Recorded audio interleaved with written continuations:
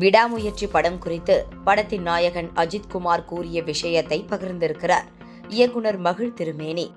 பொங்கலுக்கு வெளியாகி ஒரு கலக்கு கலக்கும் என்று எதிர்பார்த்த நிலையில் படம் பொங்கலுக்கு வெளியாகாது என்று அறிவித்து ரசிகர்களுக்கு ஷாக் கொடுத்தது தயாரிப்பு நிறுவனம். புத்தாண்டை முன்னிட்டு நேற்று நள்ளிரவில் ட்ரெய்லர் அப்டேட் வரும் என்று காத்திருந்த ரசிகர்களுக்கு புத்தாண்டு வாழ்த்தை கூறி அணுகுண்டு ஒன்றையும் தூக்கி போட்டது படக்குழு. ஆம், சில தவிர்க்க முடியாத காரணங்களால் படத்தின் வெளியீடு தள்ளி போவதாக அறிவித்தது அஜித் ரசிகர்களிடையே கொந்தளிப்பை ஏற்படுத்தியுள்ளது. குறிப்பாக தயாரிப்பு நிறுவனம் மீதும் படக்குழு மீதும் சமூக வலைதளங்களில் அதிருப்தியை வெளிப்படுத்தி வருகின்றனர்.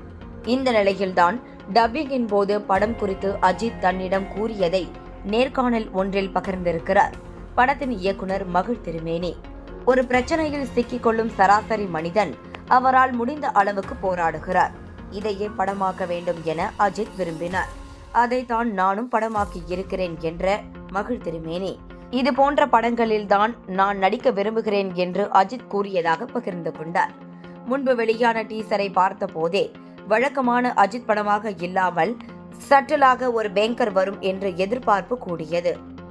அஜித்துடன் படம் முடித்தது குறித்து மகிழ் திருமேனியோ படக்குழுவில் இருக்கும் மற்றவர்களோ மகிழ்ச்சியை வெளிப்படுத்தினாலும் சொன்ன தேதியில் படத்தை வெளியிடாதது ஏன் என கேள்வி கணைகளை தொடுத்து வருகின்றனர் ரசிகர்கள். ஒருபடி மேலாக இந்த விவகாரத்தில் தயாரிப்பு நிறுவனமான லைக்கா அறிக்கை விட்டது இருக்கட்டும், என்ன நடந்தது என்பதை உங்கள் அறிக்கை பாணியிலேயே விளக்குங்கள் என்றும் அஜித்தின் மேலாளர் சுரேஷ் சந்திராவை நோக்கியும் கேள்விகள் எழுப்பி வருகின்றனர். சில காரணங்களால் பொங்கல் ரேஸில் இருந்து விடாமுயற்சி தள்ளிப்போன நேரத்தில் பாலாவின் வணங்கான், ஜெயம் ரவியின் காதலிக்க நேரமில்லை, ஷேனிகம் நடித்துள்ள மெட்ராஸ்காரன், சுசீந்திரனின் 2K லவ் ஸ்டோரி, சிபி சத்யராஜின் 10 ஹவர்ஸ், சண்முக பாண்டியனின் படைத்தலைவன், கிஷன் தாஸின் தருணம் ஆகிய படங்கள் பொங்கல் விடுமுறையை குறிவைத்து வெளியாகிறது. மேலும் சங்கர் இயக்கியுள்ள தெலுங்கு படமான கேம் சேஞ்சர் தமிழ் வெர்ஷனும் வெளியாக உள்ளது. இவை அனைத்தையும் தாண்டி ஆதிக் ரவிச்சந்திரன் இயக்கியுள்ள குட் பேட் அக்லி படத்தையாவது பொங்கலுக்கு இறக்கிவிட்டிருக்கலாமே. அவர்கள் தயாராகத்தானே இருந்தார்கள். நீங்கள் தானே குறுக்கே வந்து பொங்கல் ரிலீஸ் என்று கூறினீர்கள்.